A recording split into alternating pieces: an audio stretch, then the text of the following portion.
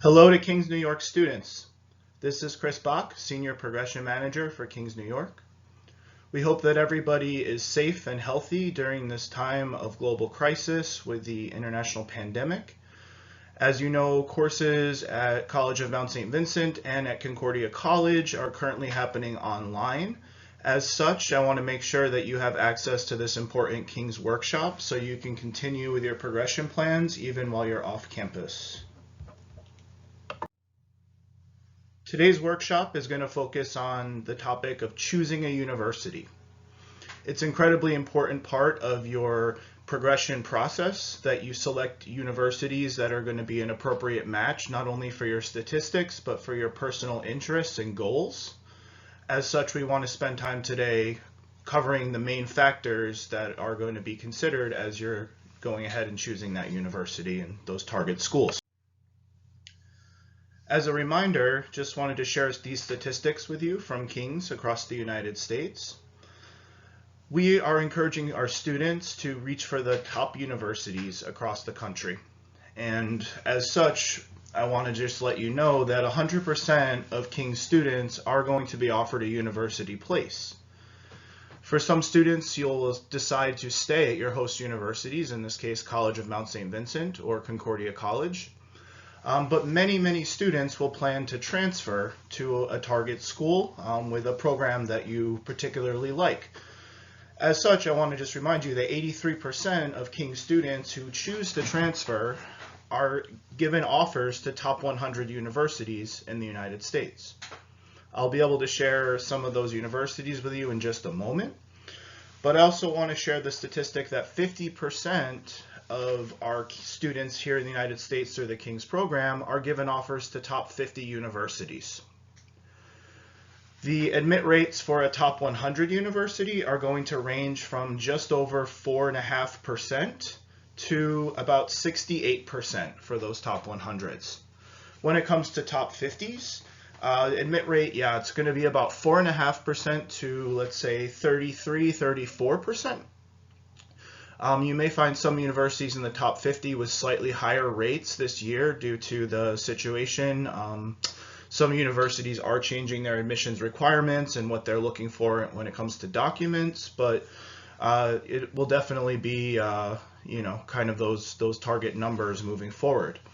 But it's important to see that those numbers for King's, our statistics of students who are able to get into those top 100 programs, are higher than the average, as an 83, as opposed to most universities where it's, again, a 4.5% to a 68%.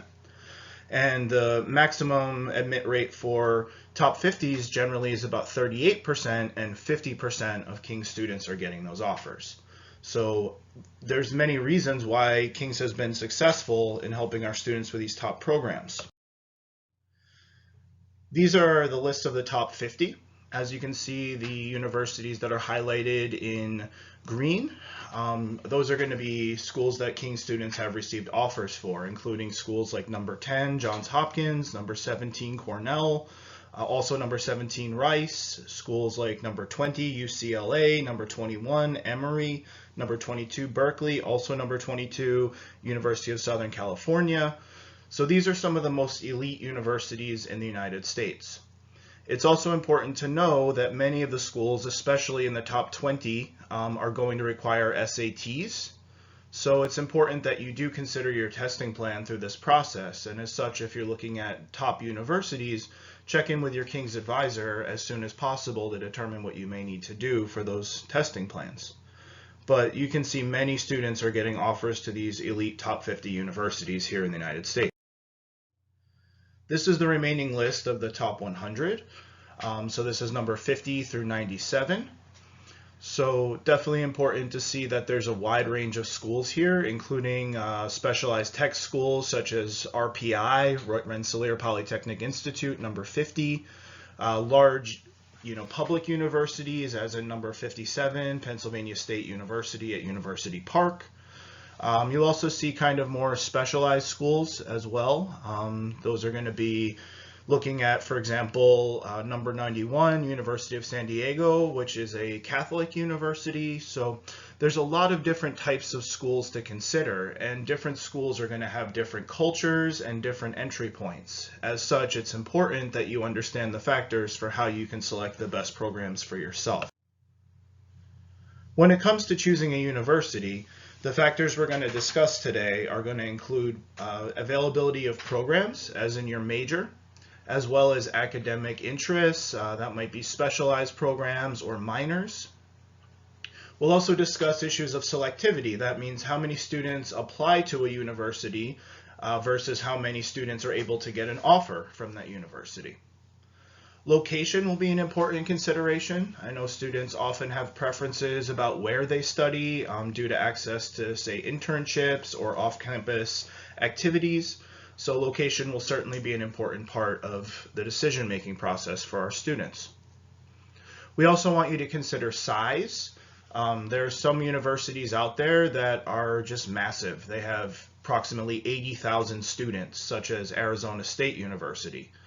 Other universities are going to be, still have the features of a large university, but in terms of size and the student body will be quite a bit smaller. So it's important to think about those factors as well, what might be best for you, a very large place or a very more manageable, smaller place.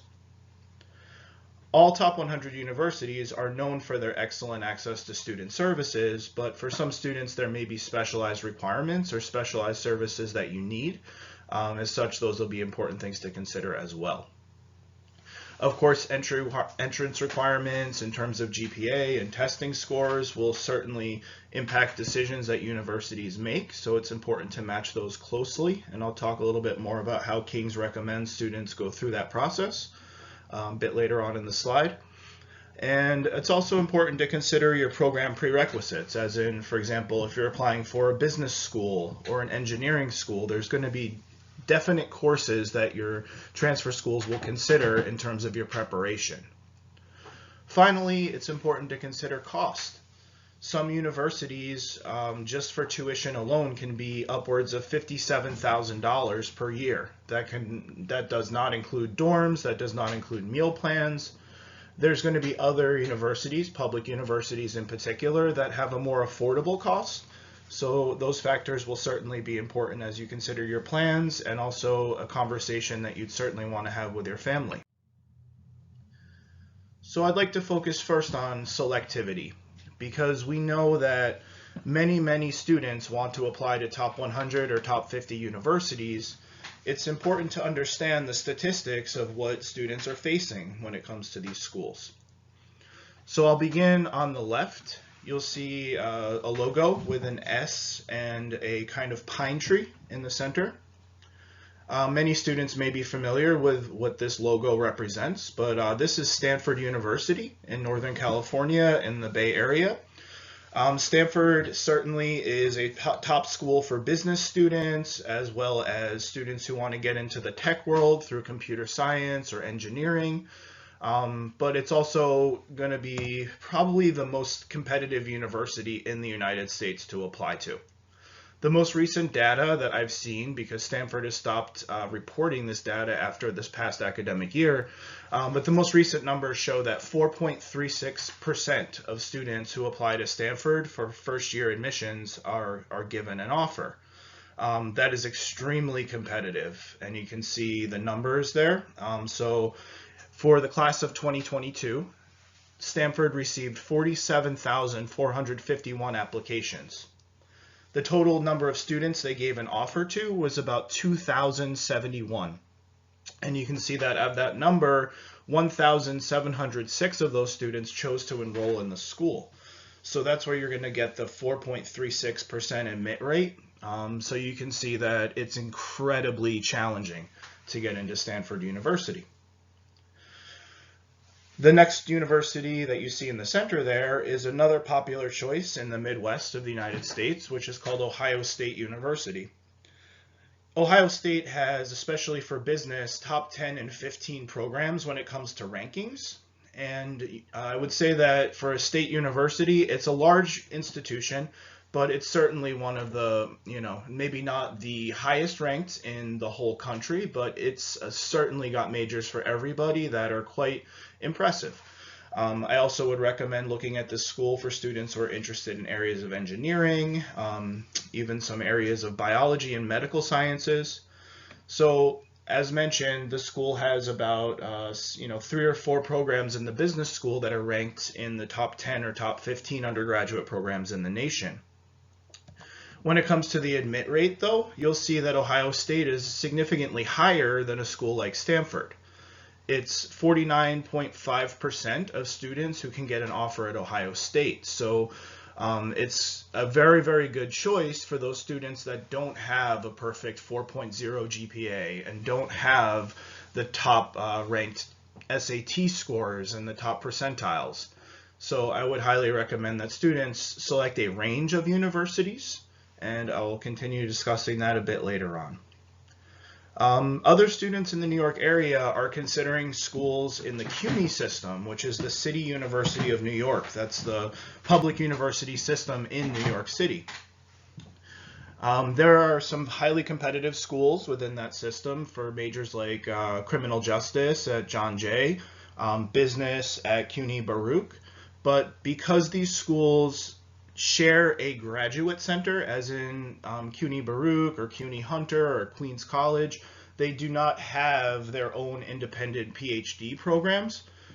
They're not going to end up in the ranking of the top 100s when it comes to the U.S. News and World Report criteria. So one of the campuses that's part of CUNY is called the College of Staten Island, or CSI, in the borough of Staten Island in New York City. This school is definitely got some programs that students would be interested in, but I also would point out the fact that it's a school where 100% of students can get an offer. As such, we consider that to be an open enrollment institution, so certainly not a competitive place. The reason that I bring this school up is because of the fact that you can see that there are universities out there that are as competitive as 4.36% as in Stanford, as well as colleges that essentially admit every student that has a high school diploma, as in the College of Staten Island. So therefore, even for students that are struggling academically, there will be universities out there.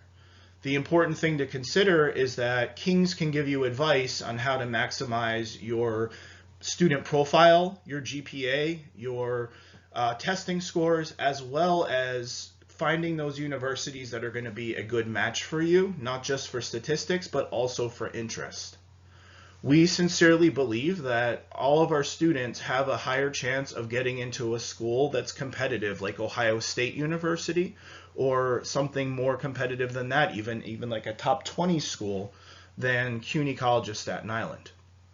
Therefore, we want to help students to make smart decisions and establish a thorough application plan that will allow you to gain entry to a better school than you might think that is possible. The next slide is based on the data from 2018, and I'll show you kind of the range here. So these are the most competitive universities in the United States as cited by U.S. News and World Report. So as mentioned, Stanford is essentially seen by U.S. News as a 4% admit rate. Harvard and Princeton. Princeton is ranked number 1 on the list, and both of those are Ivy League institutions, and their admit rates are going to be a 5%. If you look at another Ivy League like Columbia in New York City, it's just a little bit higher at 6%. So these are the most elite institutions in the United States. It's also important to note here that it's not just those comprehensive universities that are highly elite. Right after Columbia, also in New York City, you'll find the Juilliard School. Some students may be familiar with this school because it's one of the most elite performing arts institutions in the world. As such, the admit rate at Juilliard is 6%. It's important to consider for these kinds of performing arts schools, fine arts programs, film programs, music programs, etc., that in addition to all these top results in terms of GPA and your testing and so on, these schools will also require a portfolio for art students, or an audition for theater students and for music students. As such, that adds an extra layer, and a lot of important decisions are made regarding your final product, so to speak. So yeah, important to consider that just because a school might be specialized as in a performing arts institution, it doesn't really mean that it's easy to get into, so to speak. Sharing that same admit rate is another Ivy League in Connecticut, Yale. So as you can see, Yale, Columbia, Princeton, Harvard, those are the 4 most competitive Ivy League institutions. After that, you'll see 2 schools that are tied on opposite coasts of the United States. First off, Caltech, or California Institute of Technology, which is just outside of Los Angeles and Pasadena, has a 7% admit rate, which matches that of MIT, or Massachusetts Institute of Technology, in Cambridge, Massachusetts. And that's also a 7% admit rate. So you can see whether it's a specialized tech school, and I could probably even throw Stanford even in that list, you could see some of the most competitive numbers in the United States. Or if it's a performing arts school, in some cases like Juilliard, the numbers are just as competitive as the Ivy Leagues like Yale, Columbia, Princeton, and Stanford. So the important thing to understand is that elite institutions are going to require elite entry points. So that's going to be your GPA, your SAT scores, as well as any other things like your essays, your kind of statement of purpose, and all of this. One of the main things that students should consider when it comes to selecting their universities is location. So as we know, in the United States, there are 50 different states. And I would say that although there are regions, as we'll talk about in a minute, each state kind of has its own unique things to offer. Some places, like New York, as you're familiar with, have access to massive cosmopolitan cities, as in New York City. Other places out there in the country, like for example Nebraska, you may find more farmland, and though there are some cities, they're not as large or complex as a city like New York.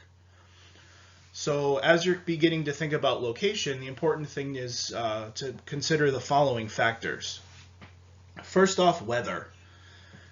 As we know, in the Northeast, the weather can be sometimes unpredictable. We do get 4 seasons here. And in this case, you'll see snow, you'll see some very hot summer days, some seasons that are quite rainy. But overall, it's a matter of, adjusting to different seasons. There are places in the country, such as Southern California, the Southwest, Southeast like Florida and Georgia, where weather tends to be a bit more mild.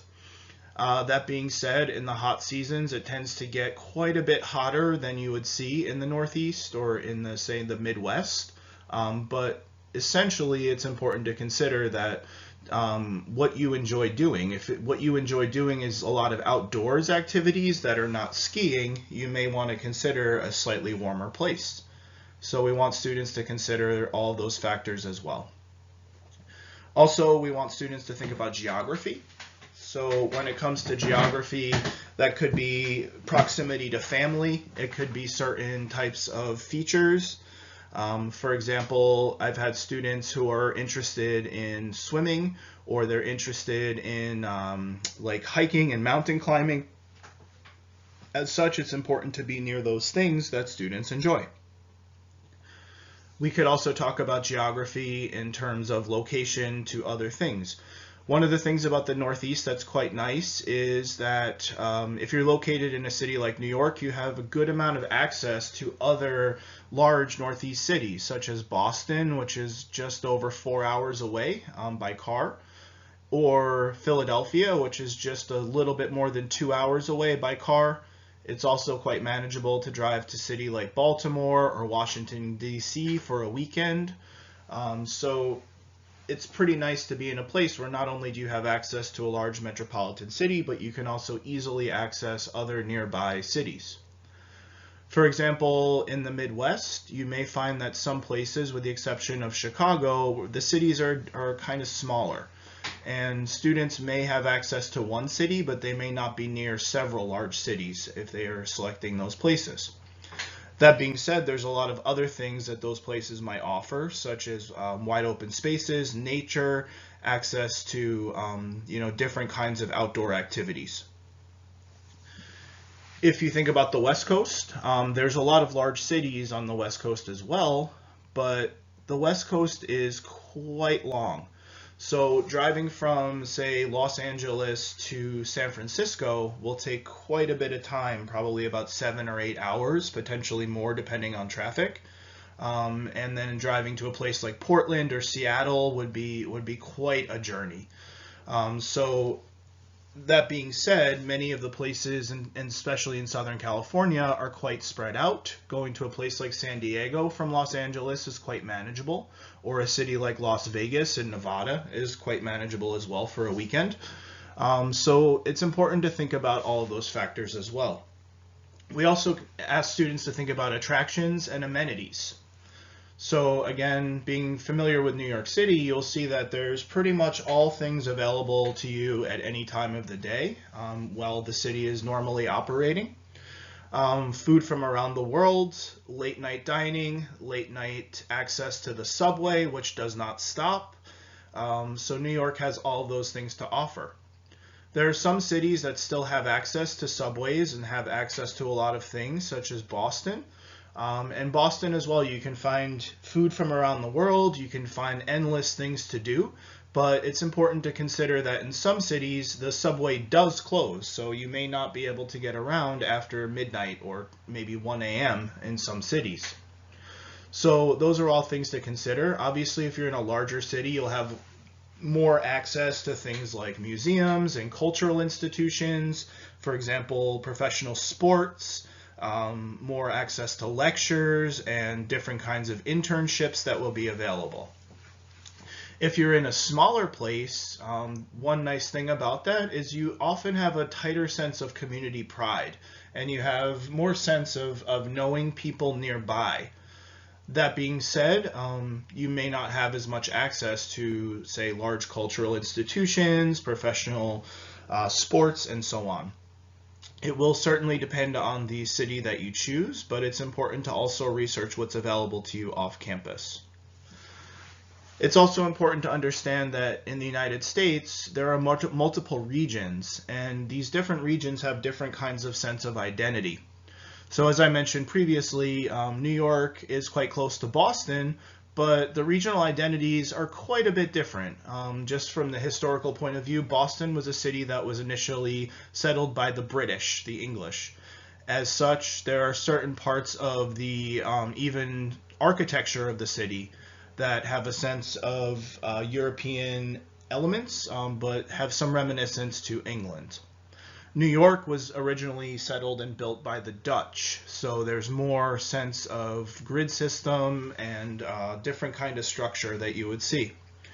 So from those historical points of view, there's also a large just sense of cultural difference. In Boston, it's part of the region called New England.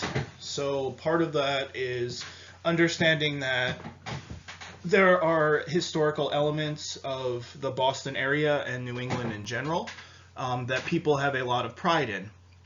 In New York, there's different senses of history. And I would say that the culture of New York is a bit more like the culture of New Jersey, as well as parts especially of eastern Pennsylvania. And you'll find that, definitely kind of a different attitude about life. But I will also say that, for example, New England and what we call the tri-state, that's New York, New Jersey, and Pennsylvania, have more of a similar culture than, say, the culture of places like maybe in the southeast, like Alabama, Mississippi, Georgia. Even though those states may have slightly unique cultures, they're more similar to each other than they are to, say, New York or Massachusetts. So it's important to understand that with different types of regional identities, there's also different senses of culture. And it's important to know what you might be experiencing going to a new place. That's also part of understanding demographics. So especially in some cities, you'll find that there's a lot of diversity. And you may find in some smaller places in the United States, there's a significant amount less of diversity. So it's important to consider those factors and what's important to you when choosing a university. Demographics can also refer to aspects of wealth. So if you consider those factors, some places like New York City, quite a wide distribution of wealth, but if you look at Manhattan, it's quite wealthy, except there are also people in Manhattan who are on the lower end of the economic sort of income calculations. Some other places in the country, you may have more similarities when it comes to, wealth and monetary distribution. But I would say that anywhere in the United States you go, there can be separation from the quite wealthy and the people that are struggling financially. Sometimes that gap can create social problems and can make for some areas of concerns for crime and safety. So it's also important to review statistics for safety of the universities and cities that you're considering as part of your transfer plan. New York City today in 2020 is, statistically speaking, the safest large city in America. So even though in the past New York has had issues with crime, there's been significant improvements on those statistics over the years to the point where today New York is experiencing the lowest crime in its history. That unfortunately is not always the case for other places in the United States. So I do certainly encourage you to talk with your King's advisor about any issues of safety that may be associated with the universities that you're selecting. I also included this slide in the presentation to show you that essentially in the East Coast and parts of the Midwest, as well as the West Coast, particularly you see around Southern California, these are the places that have the highest population density. So the darker the color, the closer to the red areas that you see, that's where the highest populations of people live. So the countdown on the right-hand side, you see there, the highest population in the whole United States is California. Second is Texas. Both of those states have a significant amount of land, but also are in many parts quite densely packed. You can see if you look at Texas on the map there at the bottom, there are parts of Texas, especially West Texas, that are quite rural as well. So you see that a lot of the population of Texas is kind of put into the eastern half of the state. So it's important to look at all these factors as well. Places like Florida is actually incredibly densely populated area. Of course, people love Florida for the good weather and the beaches, so it's not surprising that many people live there. Here in New York, we're number 4. So although places like Long Island, New York City, Westchester County, Rockland County are incredibly densely populated, there are also parts of the state where it's not so much the case. You can see areas like Buffalo, Rochester have pretty large population areas, but in the northern parts of the state and also in areas around the Adirondack Mountains, it's not as populated. Pennsylvania is number 5, and pretty densely populated state throughout the whole of the state. Of course, in the southeast part, you have Philadelphia and other kind of suburban areas surrounding Philly. To the west, you have Pittsburgh, and that's also quite a densely populated area. But even many parts of Philadelphia or Pennsylvania in between are quite densely populated.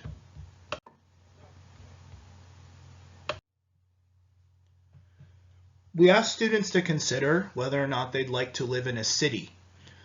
And the important reason that we're asking students to consider these factors is because when it comes to urban universities, there are lots of additional resources available off campus.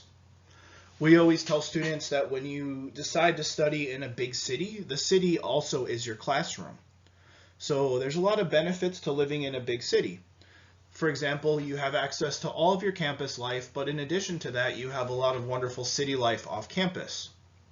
Students do find that there are many internship options in these large cities as well, But on the other hand, the downside might be that those internships can be quite competitive because there are many universities situated in large urban centers. Students are able to select a dorm residence, but they may also be able to find an apartment quite easily off campus. Many students enjoy, especially in their third and fourth year of university, managing their own apartment, which is also quite good if students decide to take summer classes. A very nice thing about living in a big city is you do not need to buy a car. Cities like Boston, New York, Philadelphia, Washington, D.C., Chicago, Minneapolis, I would say San Francisco is another one where you don't need a car. It's always possible to get public transit while the system is running. Parking can be quite difficult, and it's often more of a hassle to have a car than it is to just take the local transit. Another great part about living in a big city is you have access to many famous attractions, many famous arts and cultural institutions. Universities have their own sports teams, but you also have access to professional sports. We're lucky to live in one of the largest markets in the entire country. So here in New York, we have not only one sports team for every professional sport, but we actually have two. So for American football, we have the Jets or the Giants. For Major League Baseball, we have the Mets or the Yankees. For NBA basketball, we have the Knicks or the Brooklyn Nets. We also have for NHL hockey, the New York Rangers or the New York Islanders. So in big centers, you're going to find a lot of choices, and that's really important. You'll also find access to greater cultural diversity, not just for dining, but for interacting with people from around the world. New York is an incredibly diverse place, and you're guaranteed to meet people every day from all around the world. I think that's a great advantage in my own opinion, but for some students, they're interested in meeting more quote-unquote traditional Americans. As such, that may be a reason to choose some smaller universities, perhaps outside. When it comes to choosing a suburban or a rural university, the nice part about that is that students have more access to what we call quote-unquote traditional campus life. That means that most of life happens on campus, so you really get to immerse yourself in an inviting community where you get to be an important part of everyday life. Most suburban schools, and especially rural schools, they'll give you better access to nature for students who like hiking or kayaking or swimming. You really can't access that in the same way in a big city. Suburban universities often have many clubs and activities because as such they bring these activities to the students because they understand that they don't necessarily have access to as many opportunities off campus. There are certainly more quiet places to study and enjoy life on campus, nice green spaces, green quads, but at the same time, if you're looking at getting off campus for shopping, for groceries, for internships, then you almost certainly will need a car. Some suburban schools near big cities will have public transit, usually in the form of buses or perhaps a commuter train. But generally speaking, most people get around by having a car. In a suburban campus or a suburban area, it also could be possible that it's a bit harder to find an apartment for rent. Now, of course, with universities, many developers understand that students need off-campus residences. So there are certainly apartments that are built for students, but there's not as many as you'll find in a city. Not as many choices, so it's still possible to live off campus, but in general you probably need a car and it may not be the most convenient process. One of the major factors and probably the most important thing you can consider as you're beginning to choose your universities is making sure that the programs you're selecting are a good fit for you. So when it comes to considering your academics, certainly consider access to majors. For example, business students. Some students may be perfectly content to get a broad Bachelor of Business Administration, a BBA degree. but other students really want to choose something specialized, for example, marketing or, for example, management. Students who select large universities with many choices may find that, for example, computer science is located in 2 or 3 different schools. It could be the engineering school for those that are interested in producing hardware. It could be in the liberal arts school for people that are more interested in tech, in terms of IT or any other kinds of security management. So it's important to also look at the broader school within the school where your major lives, and that helps you to also determine the kinds of requirements you'd have to meet. It's also important to consider, for example, if you're a fine arts student and you're really interested in fashion, does your program have enough specialized majors and minors to help you meet your goals? As you recall from previous workshops, a minor is kind of like a small major, but it does allow you to sort of customize your degree and maybe stand out when it comes to hiring later on. So again, it's also important that maybe students have 2 or 3 interests. Perhaps you want to study management as your major, but it would be helpful perhaps to have psychology as a minor because you long-term want to go into HR management and perhaps get a master's degree in organizational psychology. So I always encourage students to consider how majors and minors can work together and how that can really build a very special kind of a degree for you. That's also important to consider when it comes to special programs and certifications. So, for example, many students may want to take on an honors thesis where, they're able to take 2 or 3 courses throughout their time of study where they can specialize in a key area of research and write a longer research paper at the end, which perhaps they may use to apply to graduate school.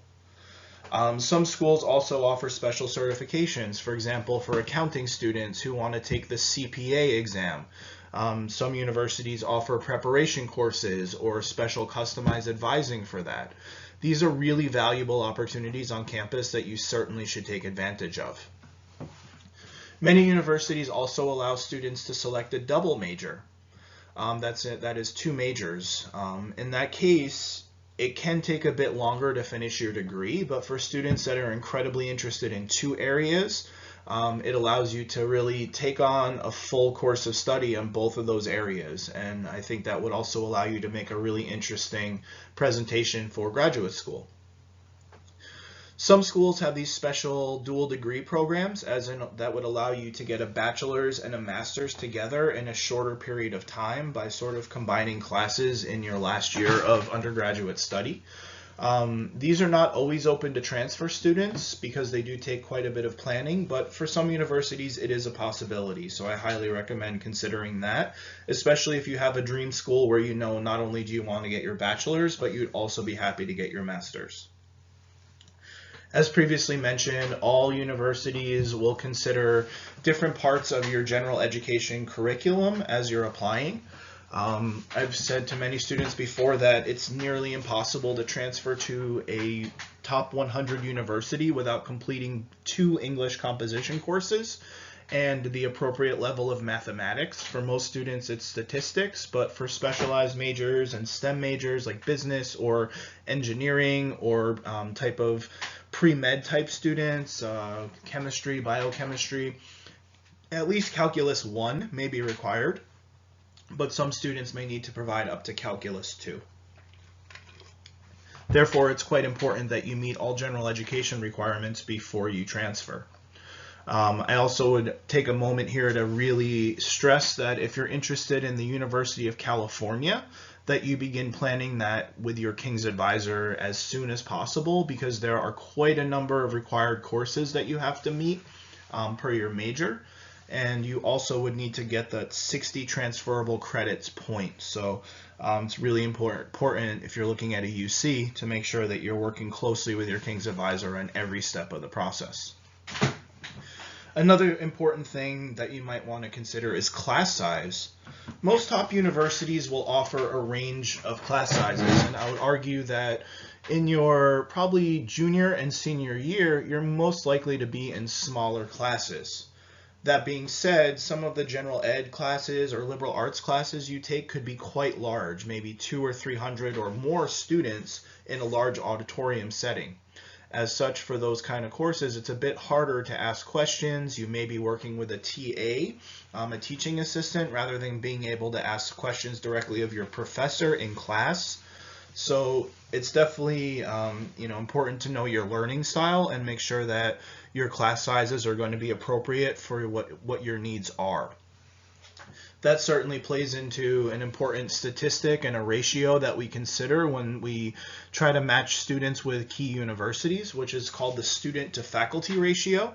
That means, how many full-time faculty are available, how many professors are available in comparison to the total number of students. So for many top universities, you'll find that number is maybe 10 to 1, as in 10 students to each faculty member, or maybe 12 to 1.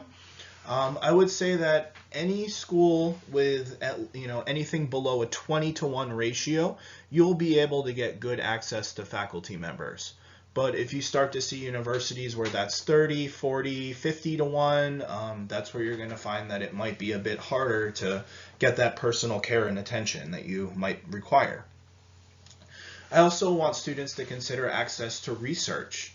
One of our King's partners, University of Rochester, mandates that all students complete undergraduate research before they finish their 4 years of study. Other universities getting access to research may not be so possible because it's really, especially for top professors, they're working with graduate students. And that's really the focus. So you want to make sure that you can come out with a research opportunity by the end of your undergraduate program. And this is especially important for students who want to apply to graduate school later on. You essentially need to have a research question that you want to answer. So I encourage you to choose a university where you can get an access to a great research project before you complete your study. When it comes to selecting campus size, whether you choose a large university or a small university, you're going to find that there are great advantages to either, but you have to ask yourself which one is better for you. So if you're going to choose a large university, one thing to consider is that large universities have large campuses. Some may even have multiple campuses located throughout a city, so you may need to take shuttle buses in between classes. This could be challenging if you're used to just getting up out of bed and being able to walk from your dorm to classroom in less than 5 minutes. Some universities may take, half an hour or 45 minutes to walk across campus because they're massive. So that's important to consider as well. So the great part about a large university is the amount of choices you have. You have more choices of majors. For example, at Boston University, students can choose over 200 majors, as well as minors. There's nearly endless combinations at these schools that allow you to kind of customize your plan. Large universities with more students have more diversity of interests, so there's more campus clubs and activities that meet the needs of a variety of students. So it's going to be really easy to find something to get involved with, to make new friends, and to enhance your academic and personal interests on campus. Of course, with a larger university, you also face the factor that I discussed previously, where if you have a larger university with larger campuses, you also often have larger classes. This may not be the case in your 300 and 400 level upper division courses in your junior and senior year, but at least in the first couple years, you may be taking these larger general ed classes where you're in a large auditorium space. That doesn't always work well for all students and their learning style. Your courses at big universities are taught by professors, but sometimes, especially for things like recitations, you may have courses that are taught by TAs. Those are your teaching assistants. Because many large universities also have large graduate programs, some of your courses may actually be taught by what we call graduate assistants, and these are folks who are in the PhD program and they're working towards earning that degree, but they haven't completed it yet. Part of their process is that they're teaching in addition to their research. So keep that in mind, that even if you see a university that has a Nobel-winning faculty member in your major, there's not 100% guarantee that you'll be able to take a course with that professor. Large campuses also offer you more opportunities for research labs, for facilities, business centers, different kinds of important, hands-on learning experiences. That being said, you may have a challenge when it comes to advising because larger universities clearly have more students and a higher need for students to see advisors. So it may be more of a wait. You may not be able to just walk into the advising office and find your advisor waiting for you. You may have to schedule an appointment in advance. That being said, for the living choices on campus and the dorms, it's a pretty great opportunity because there's more choices for your dorms. Big universities may have traditional dorms as you may be used to at Concordia College or College of Mount St. Vincent, but they also may offer suites where you share rooms with maybe one person, but then you might share a living room and a bathroom and a kitchen with maybe 2 or 3 other suite rooms. You may also find opportunities for on-campus apartments or specialized living learning communities organized around your major. So it's definitely important to remember larger campuses, larger universities, more choice. Many large universities also have campus centers for arts and culture, for performing arts, for sports, different things that you can enjoy while you're engaging in your studies. Larger universities also have large library systems. Some universities may have 3 or 4 different libraries on campus. So it can be a bit more of a challenge to get the materials that you need. You need to certainly hone your research skills and your library access skills, especially for those universities that may have 3 or 4 different libraries as part of their system. Another great opportunity for a large school is that means they have many, many graduates out there, so they have built larger alumni networks, which may give you greater access to professional and internship opportunities later on down the line. So when you have more students who are engaging in different interests, that also means that students are refining different skills, and as a result, there's more diversity when it comes to internship options for students. So I definitely want you to consider all of those things as you're selecting large universities. So as a kind of quick summary, large universities give you more choice, but because there's more students who are trying to get access to the same services, sometimes it can be a bit more of a challenge to get access to those. When it comes to choosing a smaller campus, the great sense of community that's offered there is certainly a reason to consider smaller schools. Just because a school may have a smaller enrollment number, like 6,000 or 7,000 students, that doesn't necessarily mean they don't have access to great research opportunities and cutting edge, campus resources and labs. For example, University of Rochester is not a large campus, but they have excellent facilities and students find that it's a bit easier to access those things as compared to a huge place like an Arizona State or Ohio State. Smaller campuses usually offer a smaller student to faculty ratio. As such, generally speaking, all your classes are going to be taught by professors, and you will be able to access them and ask questions because you're going to be in smaller classes. Most smaller colleges keep their class size below 20. As such, you have more chances to ask questions, more chances to get feedback, and build mentorships with your faculty. When it comes to academic advising, the caseloads are often smaller at smaller campuses, so your advisors get to know you well, and it's much more likely that you can pop by with a quick question and be able to speak with your advisor the same day than it may be at a huge institution.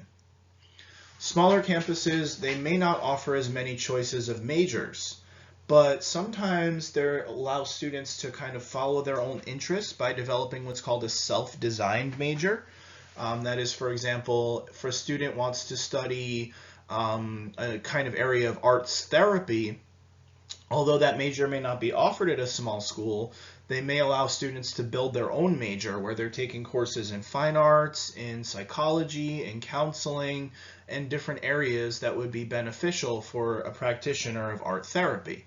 So even though a small school may not have your major on paper, there may be something there that you can build upon and really kind of customize to your own plan. Smaller campuses tend to have more responsive student services because it's, again, more access. It's also quite easy to get involved with activities because you're more likely to become involved with a strong community, and your friend may say, hey, this cool thing is happening tonight, let's go. And it's easier to do that than it may be at a large university. There are many aspects of student services that you should consider while you're choosing your programs, but ones that I would highly encourage you to make sure that your school is offering. First off, a strong International Student Services office with good access to a DSO or a PDSO to make sure that any questions you have about your visa and your immigration status are, quickly taken care of. I also want you to do some research on residence life options, not only in the types of dorms offered, but for example, RAs and RCs, so resident assistants, residence counselors, and even residence managers who are going to be responsible for your safety and the orderly procedures of campus life. So it's definitely important to do research into those things as well and make sure that you're going to be in a residence that's safe and well managed. I highly recommend, especially as we're all dealing with this time of global crisis, we see the importance of student health centers and not only access to up-to-date information about public health issues, but also quick access to any emergency medical services that you may need. Some universities will have excellent medical centers right on campus. For example, Johns Hopkins or Stony Brook are two that come to mind, where students are not only, students of the university, but if anything happens, they're literally like minutes away from some of the best hospitals in the nation. I also urge you to choose a university that has good access to career services because building your resume and your cover letters will be incredibly important as you're looking to take advantage of your internship options, your OPT, and any professional career development that's available to you. All students should also look for universities that have good access to tutoring centers for subject areas as well as writing centers to help you refine your university essays. Students need to come out of their undergraduate programs as top-tier researchers and writers who are prepared to enter the workforce or to apply directly to competitive graduate school programs. The best way to take advantage of these skills is to engage in tutoring and personal development. Private tutors cost sometimes more than $100 an hour, and these services are free for all students at universities. So it's important that you certainly take care and take advantage of those opportunities. Also look into your library and technology offerings. Of course, the IT centers on campus are important for any technological needs you may have, but again, looking into the library and those research opportunities is key. I also urge you to look into campus safety issues, not only access to a campus police department or security department, but also what's available near your campus. For example, in many urban universities, there may be call boxes or emergency pickup locations. Some, even dorms, you can probably get rides from the campus safety or from the shuttle buses from your current location back to your dorm late at night. So it's important that you understand all of the available campus safety options to you, as well as looking into the crime and safety areas around the schools.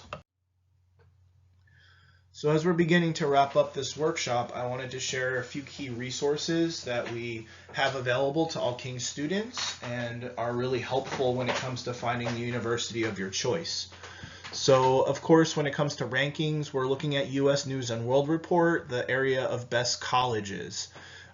They have an area on there that you can sign up for. It's a premium paid membership, but as you're beginning to select your universities, I would say that it's definitely worth it. It's called the College Compass, and there's endless resources on there to help you select your programs. I also suggest that you look at Big Future. This has a great sort of college search option that lets you filter by things like competitiveness, location, many different factors. So bigfuture.collegeboard.org. College Board is the institution that offers the SAT test, so the data is definitely up to date there. So I highly recommend Big Future as well. Some students find College Navigator to be helpful. Some students don't find it to be as helpful, but I think it's a good resource, and I think it's one that's certainly worth considering. Of course, probably the best way to help find universities that are going to be key to your interests is to meet with your King's advisor and bring any questions you may have about different universities, entry points, deadlines, requirements, and so on. King's advisors have endless knowledge about all of these different factors, as well as the entry points for the school. So reach out to King's Advising with any questions you may have. We also, have access to an advising library. When the centers are open, we have many books that students are able to read or even borrow. We also can link you to many different online articles and resources. So if you have some questions about this process, please reach out to us as soon as possible. As a quick review, the things that universities are going to be considering for entry into the universities that you apply to. First off, your GPA, which you'll find on your transcripts. So some universities may only require you to submit university transcripts, as in your college, Concordia College or College of Mount St. Vincent transcripts, but many will also require you to submit high school records. So they'll be considering all of those factors, including trends and patterns in your grades. Of course, each school has different set of test score requirements for your TOEFL or IELTS or SAT, ACT. So it's important to understand what those standards are and ensure that you have, scores that are going to match those needs. Students must also put in an application and pay the fee in order to have their materials considered. It's important to get that in by your deadlines. So as you're beginning to select your universities, make sure that you review your deadlines with King's Advising and create a deadline sheet together so you can keep track of all the entry requirements for your schools. Most universities also require a personal essay. This is your opportunity to show how you're unique and how your personal goals can be met by the schools you're selecting.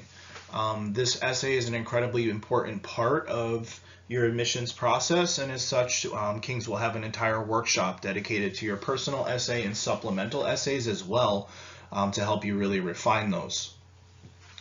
Many schools will require you to submit financial forms for your I-20. Pretty much all schools will have you do that, but they'll all ask for it at different times. So it's important to know if you need to submit these finance forms as part of your application or if it's something that can be submitted afterwards. Also keep in mind that you're meeting the minimum transfer credits, as in, for example, I've already mentioned University of California schools require 60 credits. Also Penn State University at University Park, they require 60 credits. University of Washington, they're looking for 45 or more credits. And many universities will require SATs until you've earned those 60 or 30 credits, depending on their requirements. That also plays into the required coursework. So again, making sure you've met that prerequisites to gain entry into universities. Here are many of the courses that you'll have to complete by major. If you don't see your major here, it doesn't necessarily mean that you don't have entry requirements, but these are the ones that are very common. So for example, business students, in addition to the English, you must have Calculus 1, Micro and Macroeconomics, as well as Business Statistics. Engineering students will need to have quite a few sequences: English Composition 1 and 2, Calculus 1 and 2, Physics 1 with lab, and some schools also require Physics 2. And some schools require additional science, as in a bio sequence or a chemistry sequence, both with lab. Engineering programs are always going to look at high scores in math and science courses in addition to your liberal arts. But some schools will require a kind of intro to engineering or an intro to computer programming class. So please review those requirements individually with your King's advisor to make sure that all of your prerequisites are being met. I'll also mention similarly for computer science or computer engineering, aside from the English composition sequences, you would also need the Calculus 1 and 2 and computer programming 1 and 2, but there may also be additional math, science, or computer science requirements, which could involve physics. So again, make sure to check with your King's advisor about this. Health science students will have a sequence as well. Most students will choose a biology or a biochemistry major. So you'll want to complete both of the English classes as well as Calculus 1 and 2, Biology 1 and 2 with lab, Chemistry 1 and 2 with lab, and this will well prepare you to apply to your chemistry programs, biology programs, or biochemistry, which is essentially the pre-med curriculum in the United States. One of the major factors that you also have to consider is financing your education. There are a range of costs here in the United States when it comes to your universities, and it's going to be important that you can plan appropriately for the financial needs. On the left, you'll see Columbia University.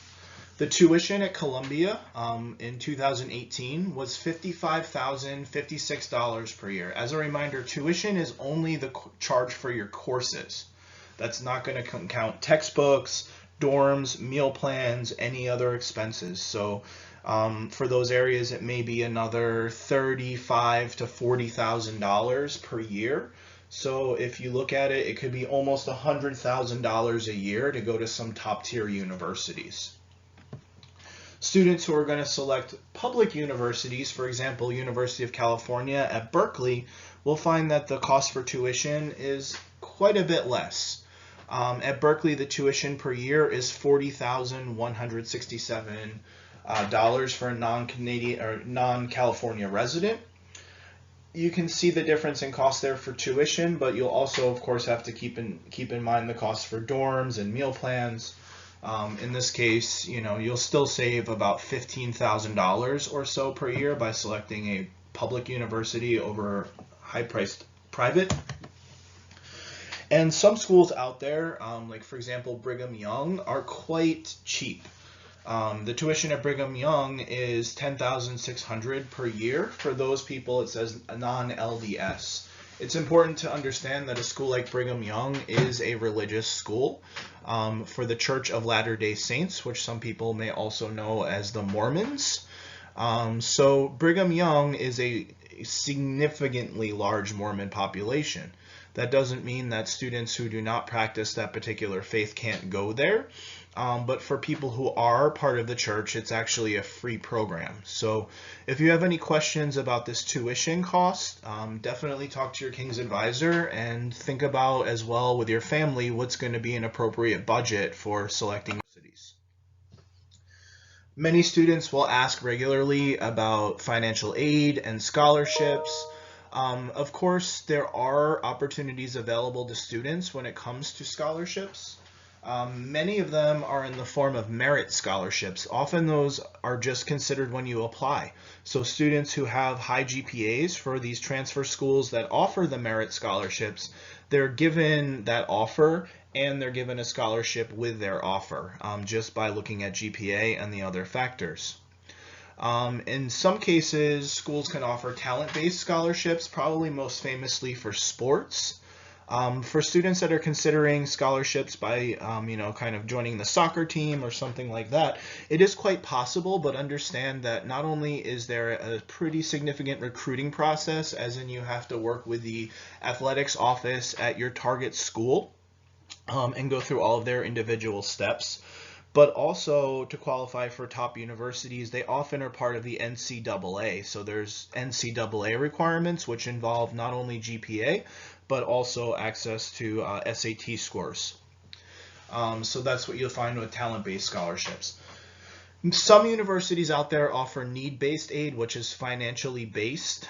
Students in the United States who have filed a U.S. tax return fill out a form called the FAFSA. Most international students have not done so, so they will use an alternate method called the CSS profile. It is possible to file this, but you need a significant amount of paperwork and financial records. So you can certainly speak with your King's advisor about this, but understand that it may be, in some cases, 20 to 40 hours of work to complete this process. Some countries or private organizations may offer grants, which you often don't have to pay back, and they're sort of given to you to finance your studies.